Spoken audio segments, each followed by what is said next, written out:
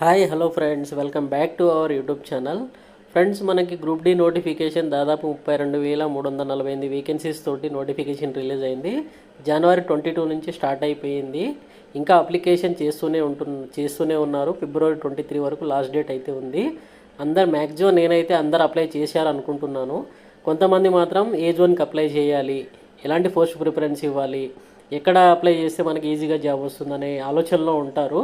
సరే, ఏది ఏమైనా సరే కొంచెం తొందరగా నిర్ణయం తీసుకొని తొందరగా అప్లై చేసుకోవడానికి ట్రై చేసుకోండి.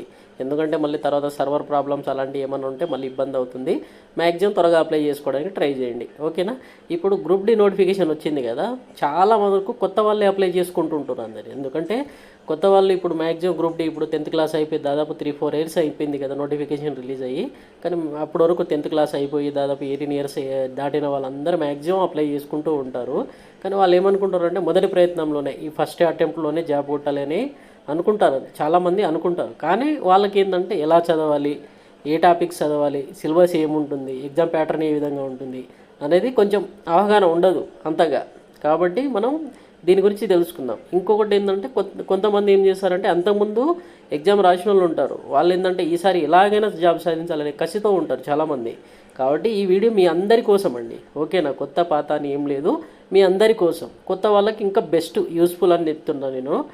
పాత వాళ్ళకంటే మ్యాక్సిమం ఎక్స్పీరియన్స్ ఉంటుంది కాబట్టి వాళ్ళకి ఓకే. కొత్త వాళ్ళకైతే ఇది బెస్ట్ 100% యూజ్ అయ్యే వీడియో అండి. ఇప్పుడు ఈ వీడియోలో మనం ఏంటిదంటే ఈ గ్రూప్ డి ఎగ్జామ్కి ఎలా చదవాలి, దీని యొక్క ఎగ్జామ్ ప్యాటర్న్ ఏ విధంగా ఉంటుంది, దీని యొక్క సిలబస్ ఏ విధంగా ఉంటుంది అనేది పూర్తిగా చూద్దాం మనం ఇందులో, ఓకేనా. వీడియోలోకి వచ్చినట్లయితే ఫ్రెండ్స్, ఇప్పుడు మనకి RRB group D exam pattern first మనం తెలుసుకోవాల్సింది ఏంటంటే RRB group D exam pattern ఏ విధంగా ఉంటుందని తెలుసుకుందాం ఫస్ట్ ఆఫ్ ఆల్, ఓకేనా. RRB group D exam pattern వచ్చేసి దీంట్లో జనరల్ సైన్స్ 25 క్వశ్చన్స్ 25 మార్క్స్ ఉంటుంది. Mathematics 25 questions 25 marks. అంటే మెథమెటిక్స్ అంటే ఆర్థమెటిక్ అన్న మెథమెటిక్స్ అన్న రెండు ఒకటే, ఓకేనా. Reasoning 30 questions 30 marks. General awareness 20 questions 20 marks. టోటల్గా 100 క్వశ్చన్స్ ఉంటుంది, 100 మార్క్స్ ఉంటుంది. 90 మినిట్స్ అనేది ఎగ్జామ్ డ్యూరేషన్ అనేది ఉంటుంది, ఓకేనా. ఇది exam pattern, group D exam pattern ఇది, ఓకేనా. నెక్స్ట్ ఇప్పుడు జనరల్ సైన్స్లో చూసుకుంటే మనకు ఫిజికల్లో 7 to 8 క్వశ్చన్స్ వస్తుందండి. ఫిజిక్స్లో అయితే 7 to 8 వస్తుంది. కెమిస్ట్రీలో 9 to 10 వస్తుంది. బయాలజీలో 6 to 7 వస్తుంది, ఓకేనా. ఇప్పుడు మనం చాప్టర్ వైజ్గా తీసుకుందాం. అంటే ఫిజిక్స్లో ఏ చాప్టర్లు చదవాలి, కెమిస్ట్రీలో ఏ చాప్టర్లు అనేది చదవాలి అనేది క్లియర్గా తెలుసుకుందాం. ఇప్పుడు ఫిజిక్స్లో యూనిట్స్ అండ్ మెజర్మెంట్, కొలతలు ప్రమాణాలు, వర్క్ ఎనర్జీ అండ్ పవర్, పని శక్తి సామర్థ్యం, force and laws of motion, బలం గమన నియమాలు, ఇది. తర్వాత గ్రావిటేషను, ప్రెజర్ పీడనం, సౌండ్ ధ్వని, హీట్ ఉష్ణం, లైట్ కాంతి, మ్యాగ్నటిజం అయస్కాంతత్వం, కరెంట్ ఎలక్ట్రిసిటీ విద్యుత్ ప్రవాహం. తర్వాత ఇన్వెంటేషన్స్ అంటే ఆవిష్కరణలు, ఏ శాస్త్రవేత్తలు ఏమేమి ఆవిష్కరించారనేది అది. తర్వాత ఆధునిక భౌతిక శాస్త్రము, యాంత్రిక శాస్త్రం, మెకానిక్స్ అండ్ మోడర్న్ ఫిజిక్స్. ఇవి చదువుకుంటే చాలండి, ఇది ఫిజిక్స్లో, ఓకేనా. నెక్స్ట్ కెమిస్ట్రీ కనుక చూసుకుంటే మనకు మ్యాటర్ పదార్థం, ఆటమ్స్ అండ్ మాలిక్యులర్స్ అణువులు పరమాణువులు. తర్వాత స్ట్రక్చర్స్ ఆఫ్ పరమాణు నిర్మాణం, కెమికల్ రియాక్షన్స్ అండ్ ఈక్వేషన్స్ రసాయనిక చర్యలు, పీరియాడిక్ క్లాసిఫికేషన్ మూలకాల ఆవర్తన పట్టిక, కెమికల్ బాండింగ్ రసాయన బంధాలు, ఆక్సిడేషన్ అండ్ రిడక్షన్ ఆక్సీకరణం క్షయకరణం, మెటల్స్ అండ్ నాన్ మెటల్స్ లోహాలు అలోహాలు, ఇనర్ట్ గ్యాసెస్ జడవాయువులు, యాసిడ్స్ అండ్ బేసెస్ ఆమ్లాలు క్షారాలు, ఓకేనా. ఇవి కెమిస్ట్రీ సబ్జెక్ట్స్ అండి. కెమిస్ట్రీలో చాప్టర్స్ ఇవి. ఈ చాప్టర్లో చదువుకుంటే సరిపోతుంది, మీకు ఎక్కువ అవసరం లేదు, దీనికంటే ఎక్కువ టెన్షన్ పడాల్సిన పని లేదు మీరు, ఓకేనా. నేను చెప్తున్న చాప్టర్స్ కనుక మీరు చదివితే మీరు ఈజీగా గెట్ అయిపోతారు, ఓకేనా. నేను లాస్ట్లో ఏ విధంగా చదవాలనేది కూడా చెప్తాను. మీరు ప్రస్తుతానికి అయితే ఒక్కొక్క చాప్టర్కి అంటే ఒక్కొక్క సబ్జెక్ట్కి ఏం చాప్టర్ చదవాలనేది చూడండి ఫస్ట్ ఆఫ్ ఆల్. తర్వాత నేను లాస్ట్లో చెప్తాను మీకు, ఓకేనా. నెక్స్ట్ వచ్చేసి బయాలజీలో సెన్సరీ ఆర్గన్స్ అంటే జ్ఞానేంద్రియాలు, న్యూట్రియంట్స్ పోషణ పదార్థాలు, డైజెస్టివ్ సిస్టమ్ జీర్ణ వ్యవస్థ, రెసిపిరేటరీ సిస్టమ్ శ్వాస వ్యవస్థ, బ్లడ్ సర్క్యులేటరీ సిస్టమ్ రక్త ప్రసరణ వ్యవస్థ, రీప్రొడక్టివ్ సిస్టమ్ ప్రత్యుత్పత్తి వ్యవస్థ, విటమిన్స్ అండ్ మినరల్స్ విటమిన్లు మరియు ఖనిజ లవణాలు, జెనెటిక్స్ జన్యుశాస్త్రం, సైటాలజీ కణశాస్త్రం, ఫోటోసింథసిస్ కిరణజన్య సంయోక్రియ, ప్లాంట్స్ క్వాలిఫికేషన్ మొక్కల వర్గీకరణ. తర్వాత యానిమల్ క్లాసిఫికేషన్ జంతువుల వర్గీకరణ, ప్యాథాలజీ వైరల్ బ్యాక్టీరియల్ డిసీజ్ వ్యాధి విజ్ఞాన శాస్త్రం, ఎకాలజీ అండ్ ఎన్విరాన్మెంట్ జీవావరణ మరియు పర్యావరణం. ఇది బయాలజీలో ఈ చాప్టర్స్ కనుక చదువుకుంటే సరిపోతుందండి. ఇక నెక్స్ట్ మ్యాథమెటిక్స్ అంటే అర్థమెటిక్స్లో 25 క్వశ్చన్స్ వస్తుంది. 25 క్వశ్చన్స్లో ఈ చాప్టర్లో చదువుకుంటే సరిపోతుంది. నెంబర్ సిస్టము, తర్వాత fractions and BODMAS, simplification, LCM and HCF. ఇక్కడ చూసారా మీరు, అబ్జర్వ్ చేశారో లేదో, పక్కన 2 to 3 క్వశ్చన్స్ అని రాశాను. నెంబర్ సిస్టము సంఖ్య వ్యవస్థ నుంచి 2 to 3 క్వశ్చన్స్ అనేది ఎక్స్పెక్ట్ చేయొచ్చు. ఫ్రాక్షన్స్ అండ్ బ్యాడ్ మాస్ నుంచి 2 to 3 క్వశ్చన్స్ ఎక్స్పెక్ట్ చేయొచ్చు. సింప్లిఫికేషన్ నుండి 2 to 3 క్వశ్చన్స్ అనేది ఎక్స్పెక్ట్ చేయొచ్చు. ఎల్సిఎం అండ్ హెచ్సిఎఫ్ నుంచి 0 to 1 క్వశ్చన్స్ రావచ్చు, లేదంటే ఒక క్వశ్చన్ రావచ్చు. ఓకేనా. Averages 1 to 2 questions. ఇవన్నీ నేను ప్రీవియస్ పేపర్లలో ఏ విధంగా ఉన్నాయని దాని మీదనే బేస్ చేసి మీకు వెయిటేజ్ అనేది ఇస్తున్నాను. ఓకేనా. Averages 1 to 2 questions, ratio and proportion 2 to 3 questions, ages 0 to 1, partnership 0 to 1, percentage 2 to 3, profit and loss 1 to 2 questions, CI and SI బార్ వడ్డీ మరియు చక్ర వడ్డీ 1 to 2 questions, time and work 1 to 2 questions. తర్వాత పైప్స్ అండ్ సిస్టమ్స్, పైపులు మరియు తొట్టెలు, ఇవన్నీ time and work సంబంధించిన అంటే దానికి బేసిస్ వచ్చే చాప్టర్ ఇది, time and pipes and system అనేది. ఓకేనా. ఇక టైమ్ అండ్ డిస్టెన్స్ కనుక చూసుకుంటే 1 to 2 క్వశ్చన్స్. దీన్ని చదువుకుంటే ట్రైన్స్, బోర్డ్స్ అండ్ స్ట్రీమ్స్ అనేది ఆటోమేటిక్గా వచ్చేస్తుంది. దాని ఆల్టర్నేట్ సబ్జెక్ట్ కాబట్టి అది ఈజీగా వచ్చేస్తుంది. డేటా ఇంటర్ప్రిటేషన్ మినిమం 3 క్వశ్చన్స్ అనేది కంపల్సరీ ఉంటుంది. Mensuration 1 to 2 questions, trigonometry and algebra 1 to 2 questions. ఈ చాప్టర్ కనుక మీరు చదువుకుంటే చాలండి, ఇంతకంటే మించి ఎక్కువ అవసరం లేదు. ఓకేనా. ఒకవేళ మీకు టైం ఉంటే వేరే చాప్టర్ చదవడానికి ట్రై చేయండి, కానీ ఈ చాప్టర్లో మ్యాక్సిమం 100% ఫుల్ఫిల్ చేయండి. ఎన్ని మోడల్స్ ఉంటే అన్ని మోడల్స్ మ్యాక్సిమం కవర్ చేయడానికి ట్రై చేయండి. ఓకేనా. నెక్స్ట్ వచ్చేసి రీజనింగ్ సిలబస్. రీజనింగ్ వచ్చేసి సిమిలారిటీస్ అండ్ డిఫరెన్సెస్, తర్వాత odd man out and classification 3 to 4 questions వస్తుంది. Number series 1 to 2 questions, alphabet series 1 to 1 question, coding and decoding 2 to 3 questions, blood relation 1 to 2 questions, direction 0 to 1, statement and arguments, assumptions ప్రకటనలు, వాదనలు మరియు అంచనాలు 1 to 2 questions, decision making 1 to 2 questions, syllogism 1 question, Venn diagram 1 to 2 questions, completion of figures 1 to 2 questions, తర్వాత figure odd out, తర్వాత mirror image, water image, counting figure, ఇవన్నిట్లో 1 to 2, 0 to 1, 0 to 1, counting ఫిగర్స్లో 2 to 3 questions ఈ విధంగా వస్తుందండి. తర్వాత ఇక general awareness కనుక చూసుకుంటే మనకు 20 క్వశ్చన్స్ ఉంటుంది.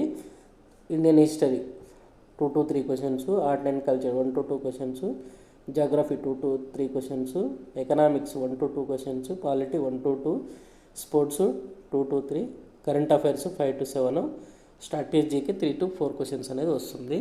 ఈ ఇండియన్ హిస్టరీ కనుక చూసుకుంటే మనకు 2 to 3 క్వశ్చన్స్ అనేది వస్తుంది.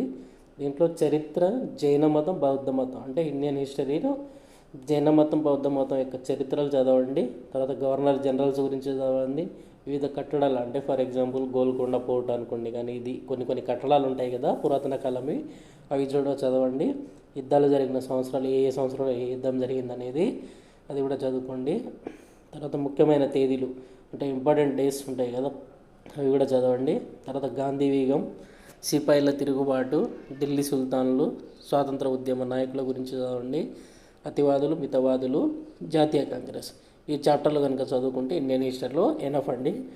మ్యాక్సిమం 2 to 3 క్వశ్చన్స్ వస్తుంది. ఈ చాప్టర్ చదువుకుంటే చాలు, ఎక్కువ వద్దు, మనకి అంత టైం ఉండదు.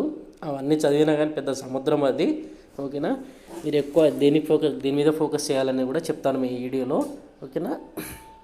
ఈ ఇండియన్ జాగ్రఫీ చూసుకుంటే గ్రహాలు, జాతీయ రహదారులు, రైళ్లు, రోడ్డు రవాణా సంస్థ, నేలలు, బయోస్ఫియర్ రిజర్వ్, మకర రేఖ, భూమధ్య రేఖ, విస్తీర్ణ పరంగా, జనాభా పరంగా రాష్ట్రాలు, సరిహద్దులు, తీరరేఖలు పంచుకున్న రాష్ట్రాలు, నదులు, ఆనకట్టలు, నది ఒడ్డున గల ప్రాంతాలు, జాతీయ పార్కులు. ఈ చాప్టర్లు కనుక ఇండియన్ జాగ్రఫీ చదువుకుంటే సరిపోతుంది.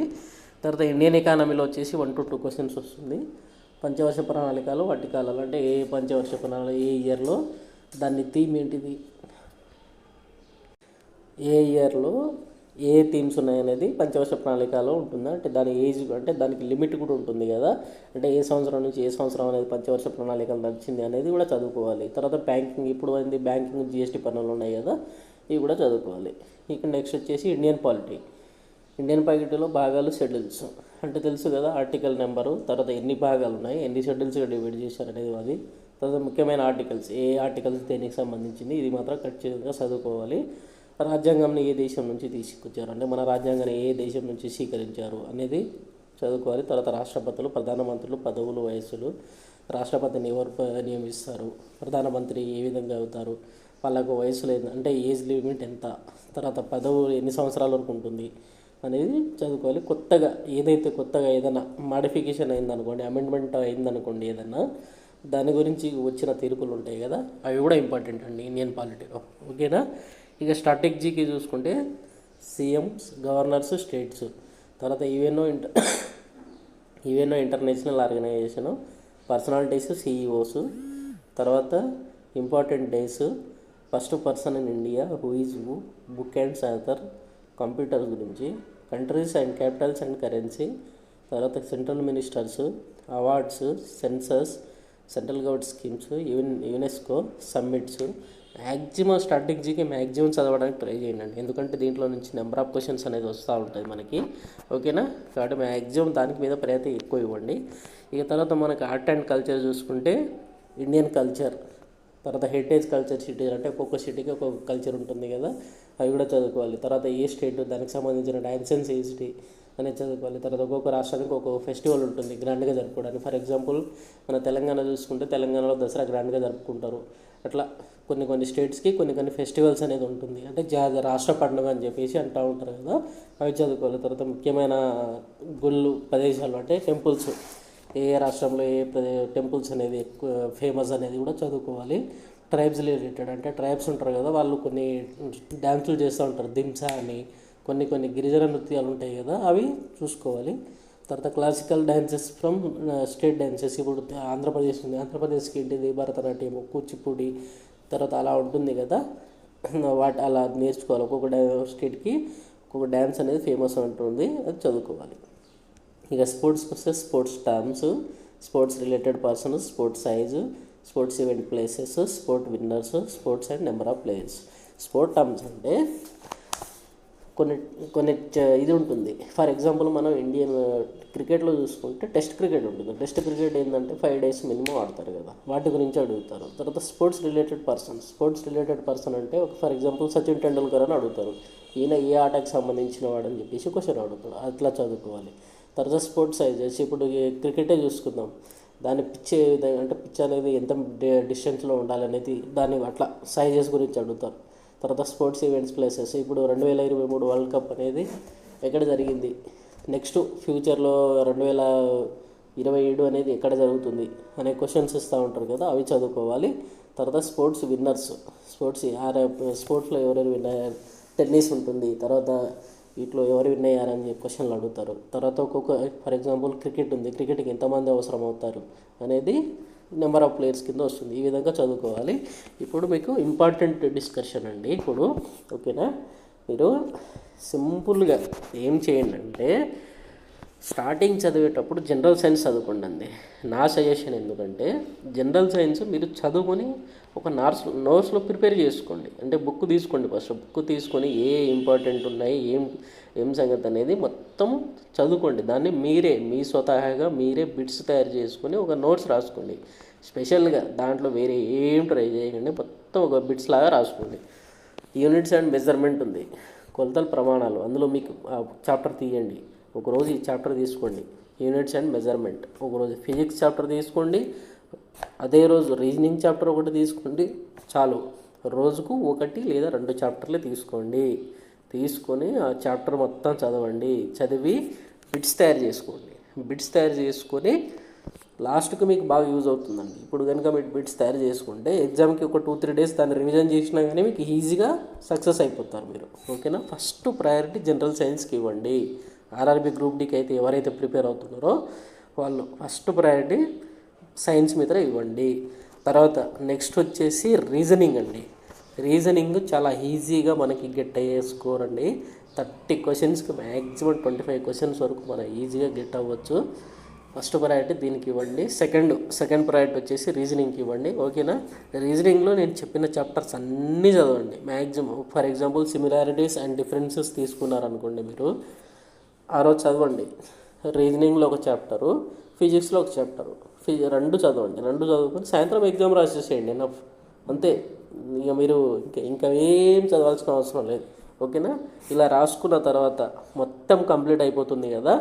మొత్తం కంప్లీట్ అయిపోయిన తర్వాత మార్క్ టెస్టులు రాయడానికి ట్రై చేయండి. ఓకేనా? మార్క్ టెస్టులు రాస్తే తర్వాత మీ టాలెంట్ ఏందనేది మీకు అర్థమైపోతుంది. ఫర్ ఎగ్జాంపుల్ నేను రీజనింగ్ ఇది సైన్స్లో సౌండ్ అనే చాప్టర్ తీసుకున్నాను. సౌండ్ అనే చాప్టర్ మొత్తం పూర్తిగా చదవండి. ఆ రోజు దాని సగం లాగా తీయకండి. ఓకేనా? ఒకవేళ అదే చాప్టర్ కనుక సెలెక్ట్ చేసుకుంటే సౌండ్ అనే చాప్టర్లో మొత్తం డీటెయిల్గా చదివేసేయండి. మళ్ళీ బిట్స్ కూడా తయారు చేసుకోండి. మీ స్వతహాగా మీరే బిట్స్ తయారు చేసుకొని ఒక నోట్బుక్లో రాసుకోండి. ఆ నోట్బుక్లో అనేది ప్రత్యేకంగా మీరు స్పెషల్గా పెట్టుకోండి ఒక నోట్స్. ఓకేనా?